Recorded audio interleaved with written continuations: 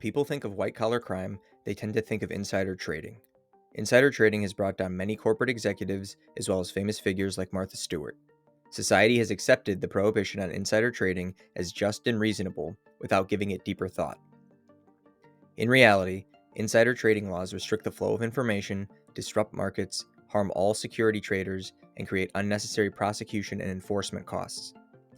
Insider trading laws are created by do-gooders who seek justice and fairness but don't understand the consequences of these laws on a complex marketplace that they know very little about. The general rule surrounding insider trading laws is disclose or abstain.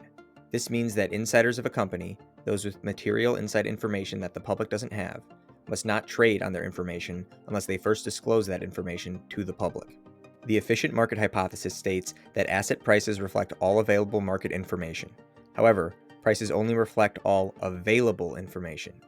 If information about an asset is unknown, then its underlying value will not be priced accurately. If all the information about an asset becomes available, then this leads to assets that are valued correctly. It also creates efficiency and allows for the equilibration of supply and demand. The more information, the better. When information is restricted, assets are not valued accurately, markets are less efficient, market volatility increases, and price disequilibrium occurs, which creates deadweight loss. Market prices are based on predictions about the future value of a security's underlying company. Not only would insider trading help to price assets accurately, it would also help many people while hurting no one.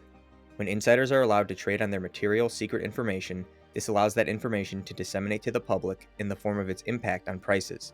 A change in price signals information to the public and the marketplace. Furthermore, when insider trading is made legal, it helps to mitigate the losses of those buying stocks in a failing company.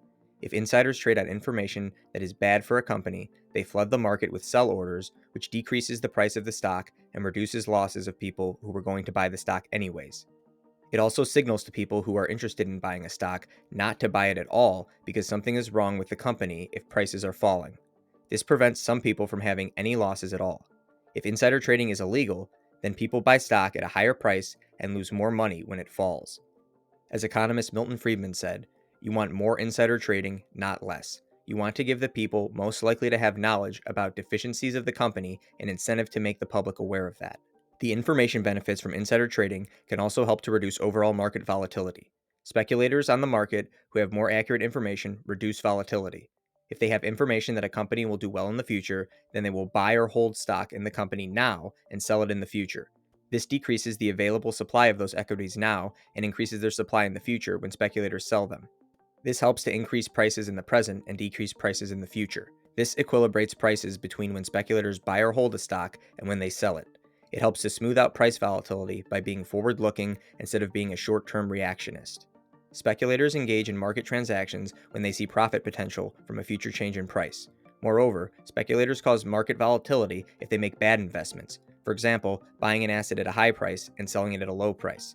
Insider trading prohibitions increase this likelihood because it prevents speculators and traders from having an accurate assessment of the companies they are investing in. This increases the likelihood that they will make a bad investment, lose money, and increase market volatility. Insider trading laws restrict the dissemination of information to the marketplace. This distorts the supply and demand analysis and results in deadweight loss and market disequilibrium. Deadweight loss occurs when supply and demand are not at their equilibrium point. This causes a misallocation of resources, inaccurate prices, and a loss in trades that would occur if supply and demand were in their accurate positions. The lack of insider trading distorts the supply and demand for securities. Conventionally, there is no duty to disclose in the law. This idea comes from the common law. For example, say that person A is negotiating a contract with person B to sell him his computer. A week prior to the sale, person A has spilled some water on the computer.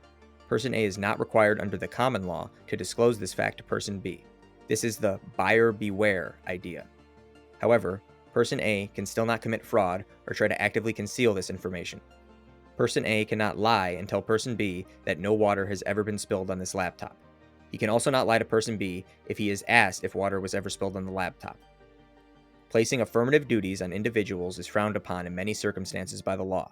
Requiring a duty to disclose in situations like this would place a heavy burden on people while also opening the floodgates for expensive litigation. Securities trading based on insider knowledge is not the same as actively concealing information when selling a home or computer. Selling securities is a fast-paced environment where everyone knows that there is inherent risk and that the buyer should beware. Information is the name of the securities game. When the government interferes with information, the market gets disrupted and traders are harmed. If insider trading was made legal, that would be another risk that everyone would be aware of when voluntarily deciding to buy or sell a stock. A prohibition on insider trading makes stocks less alienable for insiders. The decreased alienability of stocks makes insiders less likely to buy it. Insider trading laws also scare insiders from buying or selling stock when they think it is illegal, but when it is actually legal. All of this decreases investment. Investigating, charging, and suing over insider trading violations cost the SEC and DOJ time, money, and resources. There is a high opportunity cost for enforcing insider trading laws. Their limited money and resources would be better spent prosecuting more serious crimes that actually have victims and that do a great deal of harm to society. Every dollar spent on insider trading cases is one less dollar being spent on prosecuting fraud, theft, organized crime, and other serious offenses. Prohibitions on insider trading are also unethical. Trading securities is a voluntary situation. No one is forced or coerced into buying or selling stock. People engage in trading because it is a mutually beneficial transaction. Placing burdensome rules on securities trading restricts many individual liberties in a situation where there are no victims. Property rights are hindered by insider trading laws. These laws restrict the alienability of property. There is no meaningful ownership of something if the owner cannot decide when, how, and with whom they wish to sell that property to. Individuals should be able to control their property how they see fit. It does not matter if that property is real estate or ownership of a security. Association, contract, and economic rights are restricted by insider trading laws. Insider trading laws prevent insiders from trading a security even after they have disclosed their inside information to the public. The courts have said that insiders need to wait until the disclosed information has had enough time to disseminate to the public before trading. Otherwise, they can still be prosecuted for insider trading violations.